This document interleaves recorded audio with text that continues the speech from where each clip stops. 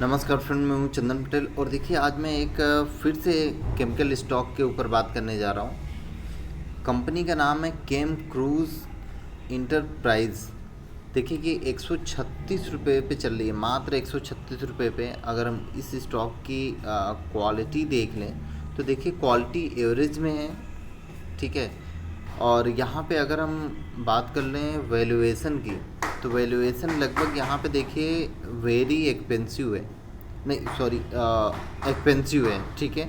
और यहाँ पर अगर हम बात कर लें रिकमेंडेशन की, तो यहाँ पर कोई एनालिस्ट रिकमेंडेशन न बाइंग का ही दे रहे हैं, ना ही तो सेलिंग का दे रहे हैं। और देखिए यही चीज़ मेरे को एक अचंभों में डालती है। और यहाँ पर आप देखिए अगर रिटर्न की बात करें, देखिए मैं रिटर्न की अगर बात करूँ तो अपने को पैसा बनाना है। ये चीज़ आप ध्यान से देखिए, हम मार्केट में क्यों आते हैं? हम मार्केट में आते हैं केवल पैसे बनाने के लिए, ठीक है। तो आप यहाँ पर देखिए, अगर हम इसकी रिटर्न प्रोफाइल की बात करें तो देखिए थोड़ा हम इस बार उल्टा चलेंगे।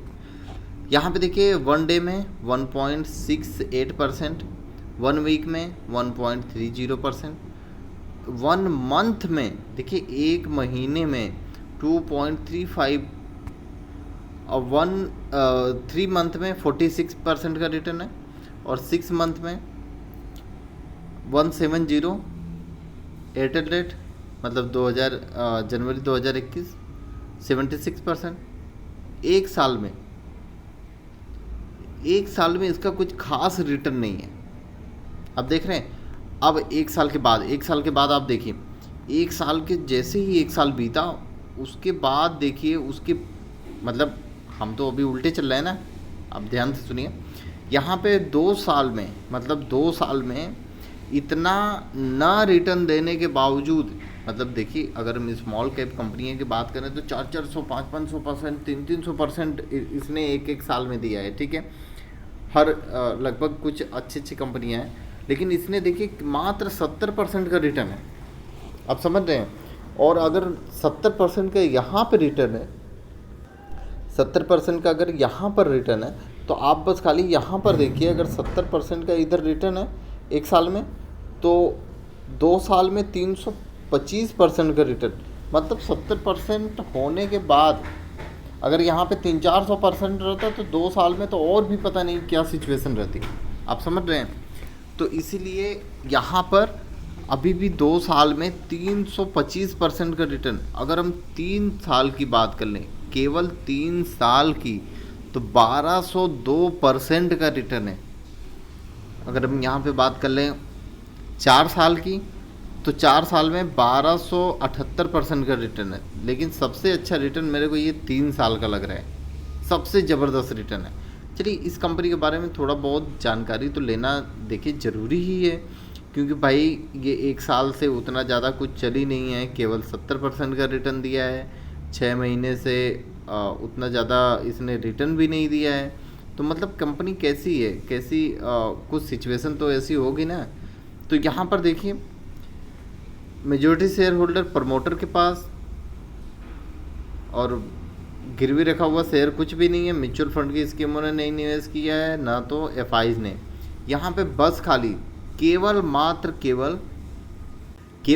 केवल प्रमोटर के पास है, और हमारे जैसे छोटे इन्वेस्टर के पास है, या सॉरी नॉन इंस्टीट्यूशनल में कुछ बड़े ट्रेडर वगैरह होंगे उनके पास है बस, और किसी के पास भी होल्डिंग नहीं है।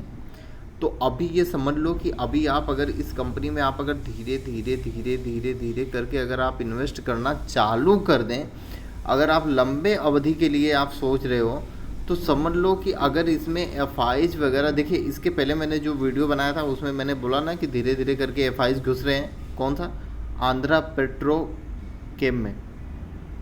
तो अगर यहाँ पर भी एफआई धीरे धीरे अगर घुसना चालू हो गई, तो ये भी स्टॉक एक रॉकेट बन जाएगा और इतना मल्टी बैगर रिटर्न देगा कि आप सोच ही नहीं सकते।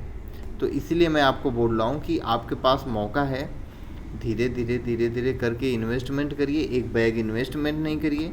अगर आपको एक बैग करनी है तो थोड़ा एक अच्छा लेवल देख के आपको फिर शॉर्ट टर्म में या ऐसे जो भी करना हो तो करिए, लेकिन मैं रिकमेंड हमेशा यही करूँगा कि आप धीरे धीरे धीरे धीरे करके इन्वेस्ट करें, ताकि आप मज़ा भी ले सकें हर एक लेवल का, और हर एक अपॉर्चुनिटी आपके हाथ में रहे, ना ही कि आप ही एक ही बार में ठूंस दिए बस बढ़ेगा ही नहीं, आपने तो बोला था, ठीक है।